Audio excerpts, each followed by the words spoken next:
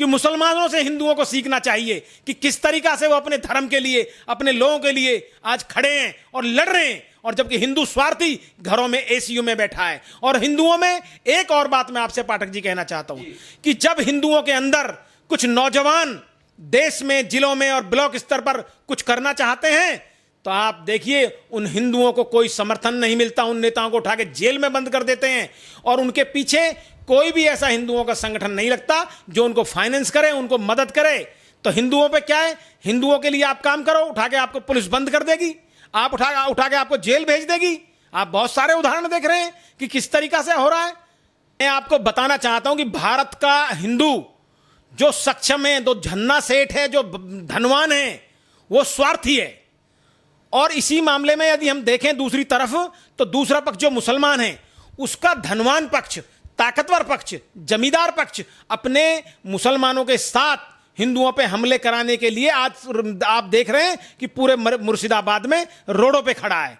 और हिंदुओं का जो सबल पक्ष है वो घरों में लेटा है, एसी में बैठा है, उसे कोई चिंता नहीं है हिंदू मरे मर जाए।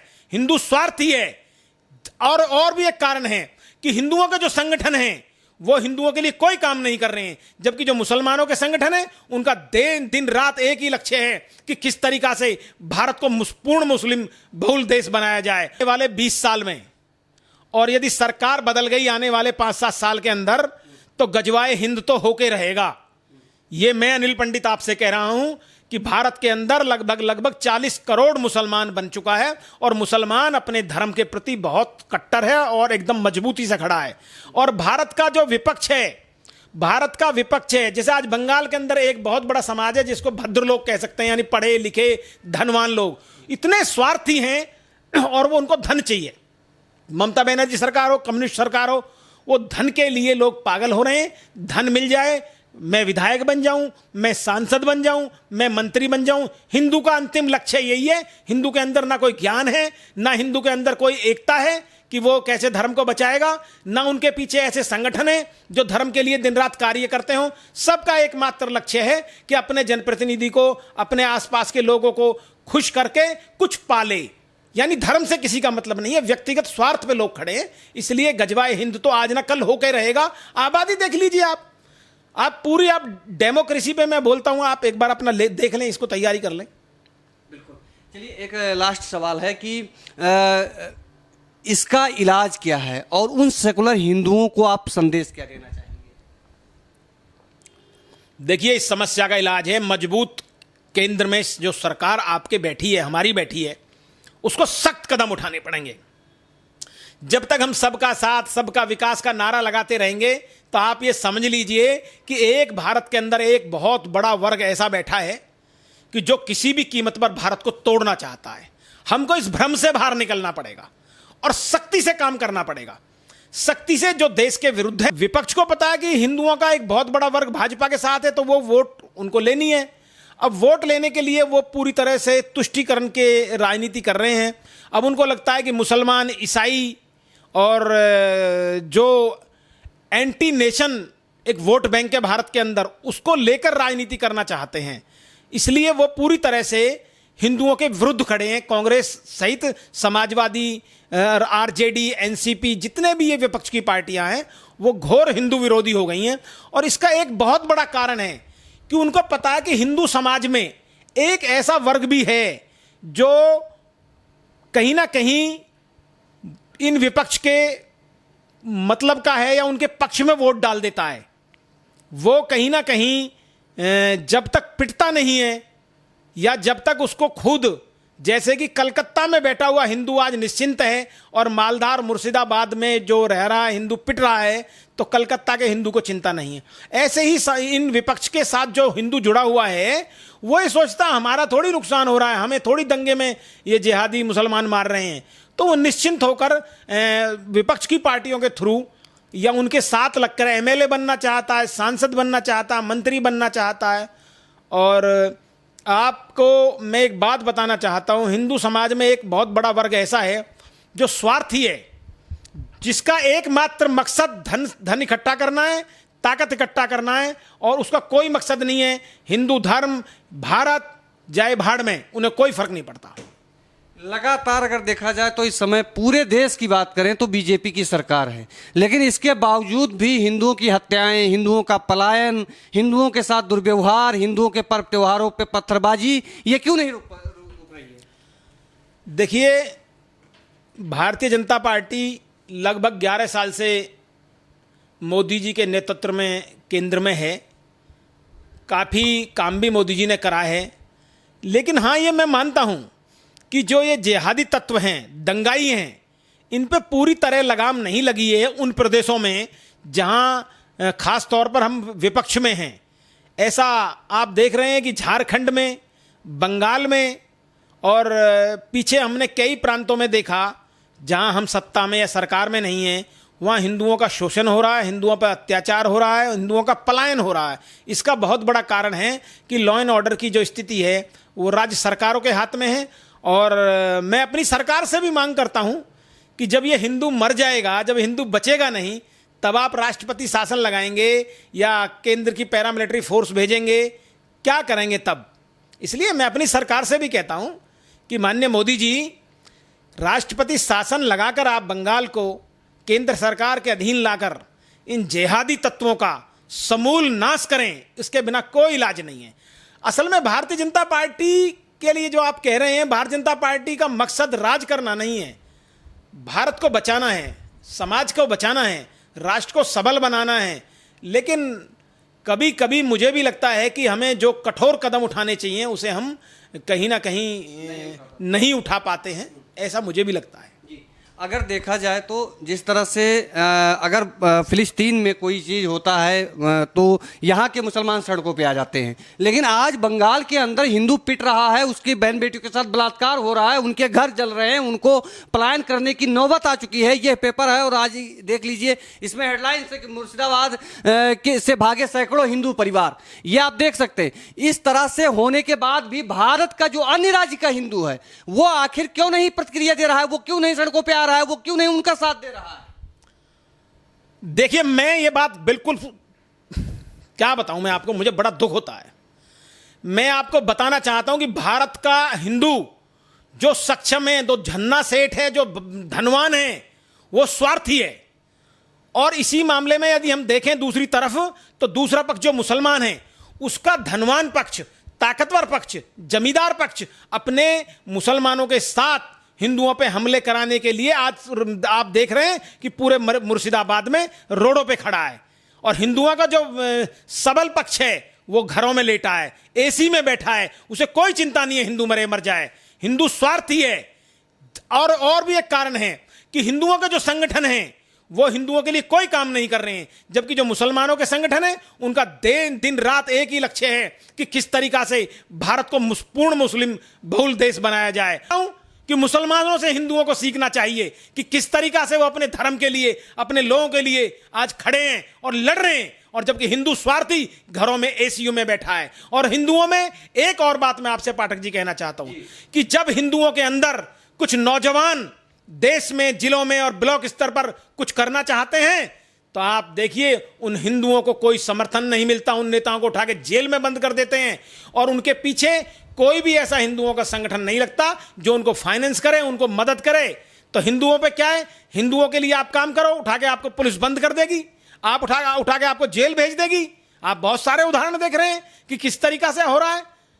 तो हिंदुओं का दुर्भाग्य यह है कि हिंदुओं के लिए जो लड़ना चाहता है उसके पास साधन नहीं है, वो कुछ कर नहीं सकता है, उसका दम घुट रहा है, और हिंदू मारे जा रहे हैं और आज हम व्यथित हैं, कुछ नहीं कर सकते। क्या बंगाल भी दूसरा काश्मीर बनने के रास्ते पर है?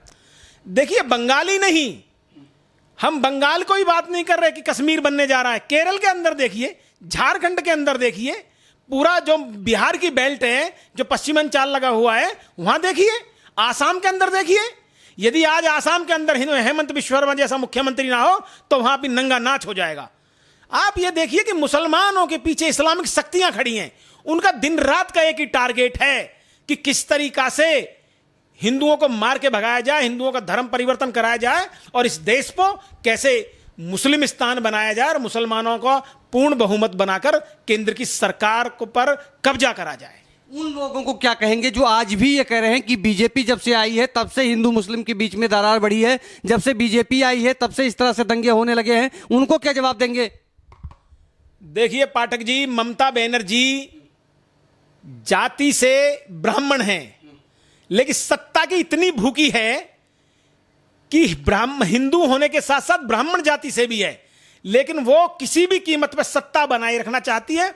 और वहां 33% बंगाल के अंदर मुसलमान हैं और वो एक मुश्त वोट डालता है टीएमसी के लिए, उससे पहले वो वोट डालता था वामपंथी कम्युनिस्ट पार्टियों के लिए। तो भारत का जो विपक्ष है, अखिलेश यादव हो, लालू प्रसाद का बेटा तेजस्वी हो, राहुल गांधी हो, इन सबको पता है कि मुसलमानों का एक मुश्त वोट आपको मिलेगा और बाकी 15-20% ऐसे हिंदू हैं जो किसी भी कीमत पे मतलब वो जन्म से हिंदू हैं, कर्म से हिंदू है ही नहीं, उनका वोट वो पार्टियां ले ही जाती हैं। तो इन सब पार्टियों को पता है कि भाई हमें 30% 35% मुसलमान वोट मिल जा, 10% और मिल जा, 40% पे सरकार बना लेते हैं, इसलिए इन्हें कहीं कोई चिंता नहीं है। अखिलेश यादव को भी पता है कि 8-9% यादव मिल जाएगा मुझे और 20 से 22% मुझे मुसलमान मिल जाएगा, और वो रात दिन दलित दलित कर रहे हैं, जबकि दलितों का सबसे ज्यादा उत्पीड़न समाजवादी पार्टी की सरकार में होता है। लेकिन उनको पता है किसी भी तरीका से दलितों को भड़काओ और 10% उनका वोट ले जाओ और आके सत्ता में बैठ जाओ। ये सत्ता के भूखे लिए लोग हैं और परिवारवादी लोग हैं कि ना अपने परिवार को अमीर बनाना, धन के भूखे हुए लोग हैं। और ये सब हिंदू हैं, ये जन्म से सब हिंदू हैं और कर्म से सब लोग ये आधे इस्लामिक हो गए हैं। कलमा पढ़ने की देर रह रही है आज लोगों की, कलमा भी पढ़ लेंगे और वो दिन भी दूर नहीं है जब ये अपना खतना भी करा लेंगे। नेताजी, एक बहुत बड़ी बात जो है आपने कह दी, लेकिन इसके साथ में एक सवाल और जोड़ना चाहूँगा। बंगाल हमेशा वीर भूमि के नाम से जानी गई है, क्रांति की भूमि के लिए जानी गई है। क्या लगता है जो गजवाए हिंद का सपना पालकर यहाँ कुछ लोग पनप रहे हैं, क्या ये उसकी शुरुआत है बंगाल में? देखिए, भारत में आने वाले 20 साल में, और यदि सरकार बदल गई आने वाले 5-7 साल के अंदर, तो गजवाए हिंद तो होके रहेगा। ये मैं अनिल पंडित आपसे कह रहा हूं कि भारत के अंदर लगभग 40 करोड़ मुसलमान बन चुका है और मुसलमान अपने धर्म के प्रति बहुत कट्टर है और एकदम मजबूती से खड़ा है।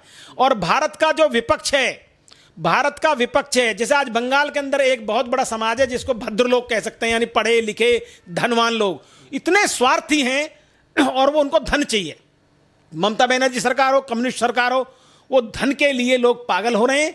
धन मिल जाए, मैं विधायक बन जाऊं, मैं सांसद बन जाऊं, मैं मंत्री बन जाऊं। हिंदू का अंतिम लक्ष्य यही है। हिंदू के अंदर ना कोई ज्ञान है, ना हिंदू के अंदर कोई एकता है कि वो कैसे धर्म को बचाएगा, ना उनके पीछे ऐसे संगठन है जो धर्म के लिए दिन रात कार्य करते हो। सबका एकमात्र लक्ष्य है कि अपने जनप्रतिनिधि को, अपने आसपास के लोगों को खुश करके कुछ पाले। यानी धर्म से किसी का मतलब नहीं है, व्यक्तिगत स्वार्थ पे लोग खड़े हैं। इसलिए गजवाए हिंद तो आज ना कल होकर रहेगा। आबादी देख लीजिए आप पूरी आप डेमोक्रेसी पे मैं बोलता हूं, आप एक बार अपना देख लें, इसको तैयारी कर लें। बिल्कुल। चलिए, एक लास्ट सवाल है कि इसका इलाज क्या है और उन सेकुलर हिंदुओं को आप संदेश क्या देना चाहेंगे? देखिए, इस समस्या का इलाज है मजबूत केंद्र में जो सरकार आपके बैठी है, हमारी बैठी है, उसको सख्त कदम उठाने पड़ेंगे। जब तक हम सबका साथ, सबका विकास का नारा लगाते रहेंगे, तो आप ये समझ लीजिए कि एक भारत के अंदर एक बहुत बड़ा वर्ग ऐसा बैठा है कि जो किसी भी कीमत पर भारत को तोड़ना चाहता है। हमको इस भ्रम से बाहर निकलना पड़ेगा और सख्ती से काम करना पड़ेगा। सख्ती से जो देश के विरुद्ध है उसका सफाया करना पड़ेगा, और कोई इलाज है नहीं इसका। और हमें पता है कि रोहिंग्या किस तरीका से भारत में आ रहे हैं, बांग्लादेशी आ रहे हैं, वो नदियों के रास्ते से, सुंदरबन के रास्ते से घुसपैठ कर रहे हैं। आज आप पूरे आसाम के अंदर देख लीजिए, झारखंड के अंदर देख लीजिए, बंगाल के अंदर देख लीजिए, दिल्ली के अंदर आज भी घुसपैठिया भरा पड़ा है। जब आप देश के अंदर 5 से 6 करोड़ बांग्लादेशी और रोहिंग्या घुसपैठियों को यहां बैठे हैं, उनका इलाज हमसे नहीं हो रहा है, तो इस बीमारी का कैसे इलाज आप करेंगे? इस बीमारी का एक बहुत बड़ा इलाज है कि जब तक आबादी नियंत्रण का कठोर कानून नहीं आएगा, और वो कानून भी ये कि 2 से ज्यादा बच्चा पैदा करने वाले माता पिता को उठाकर जेल में डाल दो, उनकी संपत्तियां छीन लो, तब तक भारत नहीं बचेगा। उन सेकुलर हिंदुओं को क्या संदेश देना चाहेंगे जो अब भी हिंदू मुस्लिम भाईचारा में विश्वास रखते हैं? देखिए, जो भारत के अंदर सेकुलर नाम का हिंदू है, उसका एक ही इलाज है। सेकुलर हिंदू का इलाज है कट्टर हिंदू, और कट्टर हिंदू का आपको संरक्षण करना पड़ेगा। कट्टर हिंदू के पीछे फाइनेंस लगाना पड़ेगा।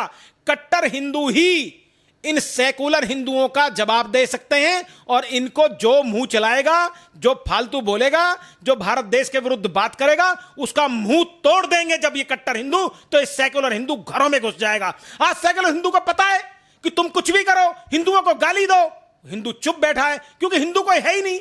कोई ब्राह्मण है, कोई जाट है, कोई यादव है, कोई गुर्जर है, कोई जाटव है, कोई वाल्मीकि है, कोई कुर्मी है, कोई पटेल है। हम हिंदू हैं कहां? और जो हिंदू धर्म को बचाने वाले लोग हैं, जो बचाना चाहते हैं, चाहे टी राजा सिंह हो या गौतम बुद्ध नगर में अनिल पंडित हो या बहुत सारे मेरे मित्र हैं, उनको आगे लाना चाहिए, उनको शक्ति देनी चाहिए, उनको आगे बढ़ाना चाहिए। लक्ष्य देश को बचाना, देश बचेगा तभी हम लोग बचेंगे। एमएलए एमपी या सत्ता भी नहीं रहेगी। एक दिन ऐसे याद रखो, लाहौर कहां है आज, सियालकोट कहां है आज, कराची कहां है आज, पेशावर कहां है आज, चटगांव कहां है आज, बांग्लादेश का ढाका जैसा शहर कहां है आज। वो दिन भी दूर नहीं है। जैसे श्रीनगर आज हमारे हाथ से निकल रहा है, केरल हमारे हाथ से निकल रहा है, झारखंड हमारे हाथ से निकल रहा है, और कोलकाता आप देख रहे हैं, मालदा मुर्शिदाबाद की क्या स्थिति है, कैराना की क्या स्थिति है। वो दिन दूर नहीं है। आज वो मारे जा रहे हैं, कल हम मारे जाएंगे। हमें जागना होगा। आज जो मंच पे, जो सत्ता में, जो ताकत पे लोग बैठे हैं, उन्हें मजबूत, जो धर्म के लिए कार्य करना चाहते हैं, जो धर्म को बचाना चाहते हैं, उन हिंदुओं को आगे लाना पड़ेगा। ऐसे मजबूत संगठन आगे लाने करने पड़ेंगे, खड़े करने पड़ेंगे, जो हिंदू धर्म को बचाने के लिए काम करें। बहुत बहुत धन्यवाद पंडित जी। जिस तरह से पंडित जी का आपने बयान सुना, किस तरह से आक्रोश में है, लेकिन सबसे बड़ा सवाल यही है कि यही हाल एक समय बंगाल में और देखने को मिला था, लेकिन उस समय गोपाल पाठा जैसे एक नायक निकल कर आया, जिसकी वजह से बंगाल के अंदर आज हिंदू जीवित हैं। लेकिन आज गोपाल पाठा जैसा शायद कोई नहीं है। इसके कारण मुर्शिदाबाद में आज हिंदुओं का नरसंहार हो रहा है, खुलेआम उनकी गर्दनें उड़ाई जा रही हैं, खुलेआम उनकी बहन बेटियों के साथ बलात्कार किया जा रहा है, और इसके बाद में सत्ता और विपक्ष दोनों चुप है। शायद आंख पे गंधारी की जैसे पट्टी बांध रखा है, उनको ये दर्द दिखाई नहीं दे रहा है, उनको ये पलायन दिखाई नहीं दे रहा है, उनको इस तरह से हिंदुओं के ऊपर जो अत्याचार हो रहा है वो दिखाई नहीं दे रहा है। फिलहाल स्वास्तिक सहारा के साथ बने रहिए, हम लगातार बंगाल की अपडेट आपके साथ साझा करते रहेंगे। जय हिंद।